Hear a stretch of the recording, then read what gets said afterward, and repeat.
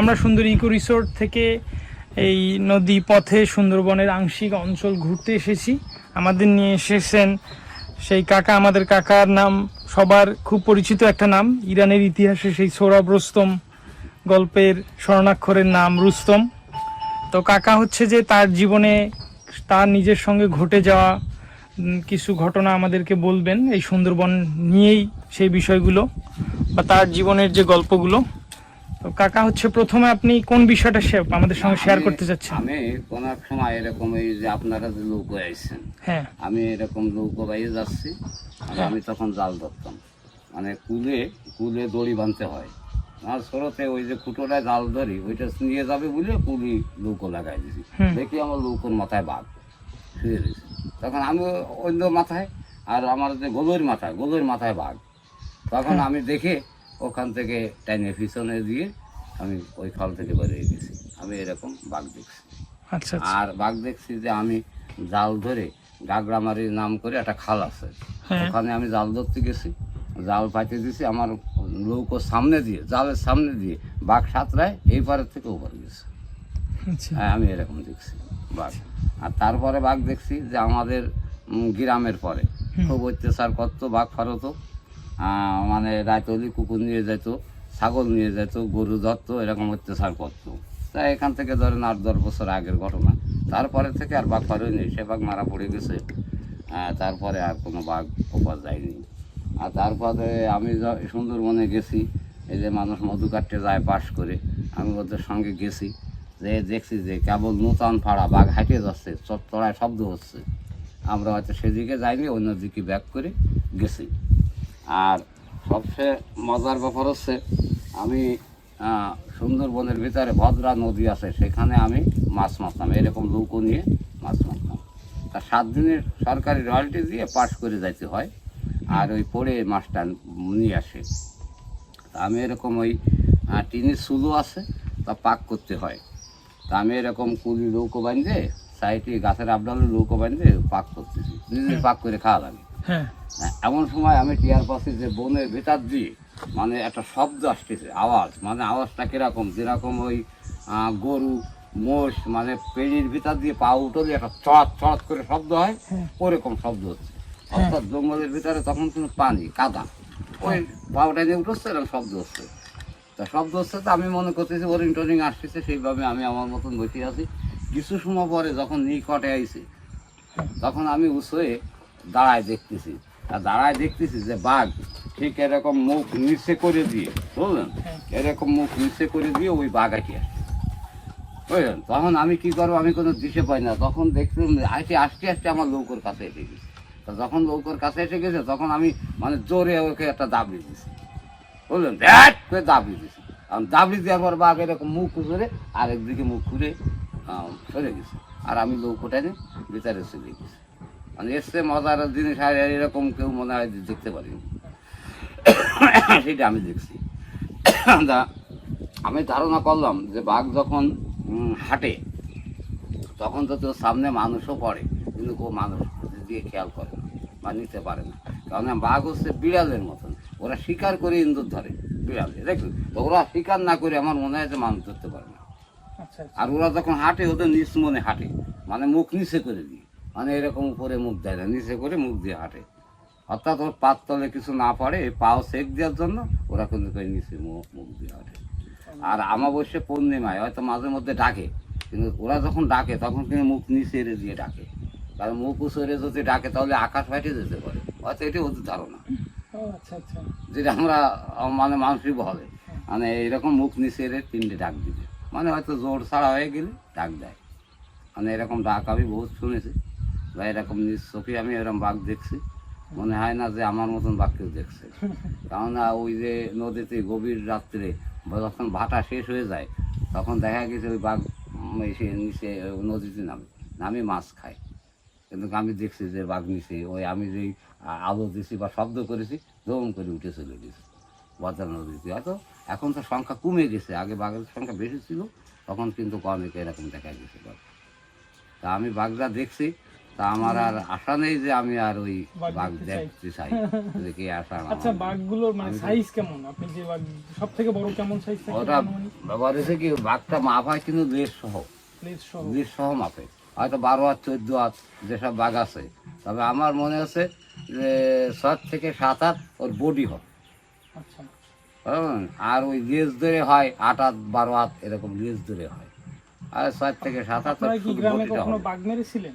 হ্যাঁ, এই যে এটা বাঘ মারা পড়েছিল গ্রামে, খামারে? হ্যাঁ খামারে। ও, সেই বাঘ সবাই দেখছে, সবাই কেউ দাঁতুটে নিয়ে গেছে, কেউ মসজিদে নিয়ে গেছে, বিভিন্ন ধরনের তাল হয়েছে। তারপরে আপনাদের এখানে আমাদের এই যে বন রিসেটটা আছে, হ্যাঁ হ্যাঁ দেখছেন? হ্যাঁ দেখছি আমাদের পাশেই। ওই রিসেটের যে একটা সুইচ গেট আছে, হুম।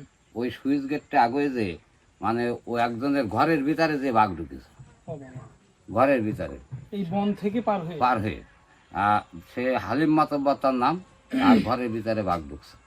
এখন সেই ঘরে ছিল না কেউ। ও আচ্ছা। এখন ওই গ্রামের লোক সব মিশিয়ে মানে 2, 4, 5 হাজার লোক ওখানে জমা হয়ে গেছে। হ্যাঁ এখন ওই বাঘের এ ঘা দেয়, ও ঘা দেয়, এ ঢিলা মারে, ও ইট মারে, এ রড মারে, এরকম করতে মানে করতে। বাইরে থেকে কি দরজা লাগাই দিয়েছিল? না না, দরজা ও যাবে কি রাত ধরে, ওর ধরে কেউ যায়নি, এমনি বাড়ির থেকেই করতেছে মানুষ অনেক বের লোক। হতে পারছে না? পরে পিছন থেকে ঘরে উঠছে, ঘরে উঠে ওই ঘরের ভিতরে যাইয়ে গোল পাক করে মানে ওরে ওই ঘা দেওয়া শুরু করেছে।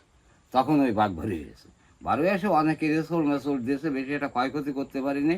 সেই বাঘ কিন্তু কই ওখানে বড়ই মারে ফেলে দিয়েছে।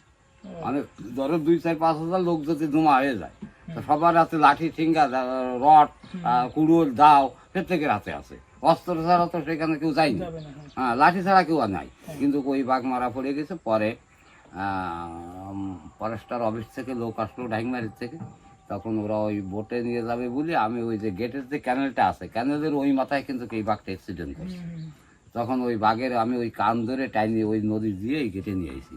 মানে তখন ফরেস্টারের সঙ্গে আমার পরিচিত ছিল, হুম। ওরা বললো যে আমাকে এই বাঘ উঠে দিতে হবে বোটে।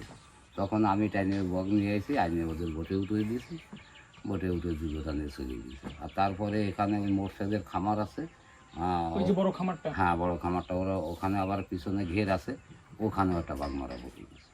তারপরে থেকে ওপার আর কোনো অত্যাচার হয়নি, আর কোনো বাঘ যায়নি।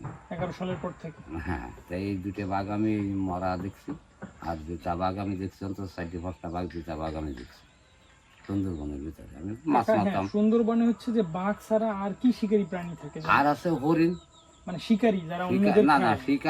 শিকারি আর কোনো জিনিস নেই। বাঘই শুধু এক ওই বাঘ, আর হচ্ছে তো সাপ। হ্যাঁ। তবে সাপ তো ওটা তো ওর আঘাত না করলে, গার ঘরে না উঠলে ওরা তো আরেক দিক দিয়ে চলে যায়। হ্যাঁ, হ্যাঁ। ও দেখা যায় অনেক সময় দেখা যাচ্ছে যে উপরে যারা মধু কাটে উপরের দিকে তাকাচ্ছে, নিচে কি আছে তা দেখাশোনা নেই। হুম। হয়তো বাঘে ওর ওই সাপের গার ঘরে ঢুকে উঠলো। ও আর বাঘের দিক দিয়ে তারা হুঁশিয়ার হচ্ছে, তারা যখন ও জঙ্গলে যায়, এখান থেকে যখন গেল, ধরো জঙ্গলের ভিতরে আমি গেলাম, হুম। তা আমি এখান থেকে একটু গভীরে চলে গেলাম। তা গভীরে গেলে মাটিটা নরম আছে।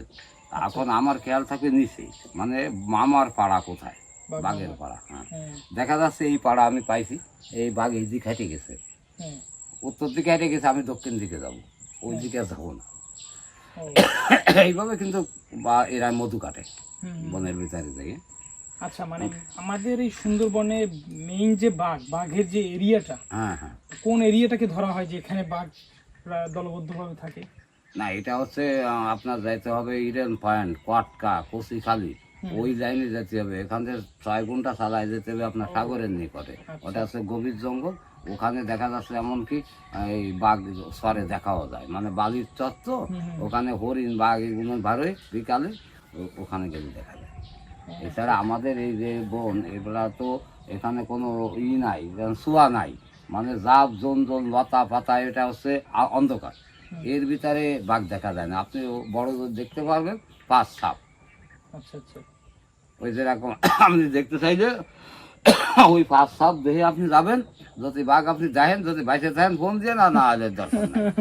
এইরকমই দেখতে হবে। এছাড়া বুঝতে পারছি। এখানে মানে যে বসে থাকলাম দেখবো এমন ধরনের জঙ্গল এটা না, যেহেতু এটা হচ্ছে গাছপালায় আটা আর রয়েছে।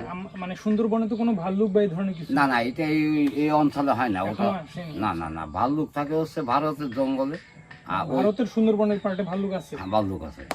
আর ভারতে জঙ্গলে তো ভারত ওই দিকে তো দেখা যায় যে ওই আমি গেলাম ওরা কি কয় কয়রায়, তা যে দেখি যে কয়রায় ওখানে ভাল্লুক আছে, মানে একটা বাজার আছে যে বিল্ডিং এর মধ্যে ভাল্লুক আছে। ভাল্লুক তো গ্রামেই থাকে। আচ্ছা আচ্ছা। বুঝলেন? আর ওই যে ধরেন ওইটা কি হাতি টাতি এইগুলো সুন্দরবনে কোনো হাতিও নেই। এইগুলো এই জঙ্গলে থাকে না। এটা হচ্ছে ওই বান্দরবান ওইদিকে। হ্যাঁ বান্দরবন ওইদিকে ওই পাহাড় অঞ্চলে ওইদিকে থাকে, কিন্তু এটা আমাদের এখানে থাকে না। এটা লবণ এলাকা তো, হ্যাঁ হ্যাঁ। বুঝলেন? এইসব এলাকা হচ্ছে লবণ জিনিস ওইগুলো থাকে। আর দাদা আর হচ্ছে কাকা সুন্দরবনে হচ্ছে যে ফল কোনটা সব থেকে বেশি পাওয়া যায় যেটা মানুষ খায়? মানুষ খায় হচ্ছে গোল ফল, আর এই যে গোল ফল, ওই যে গোল কালো ফল কালো। এই যে ওই যে গোল গাছ দেখাচ্ছে, হ্যাঁ। ওর যে ফলটা ওইটাই মানুষে খায়।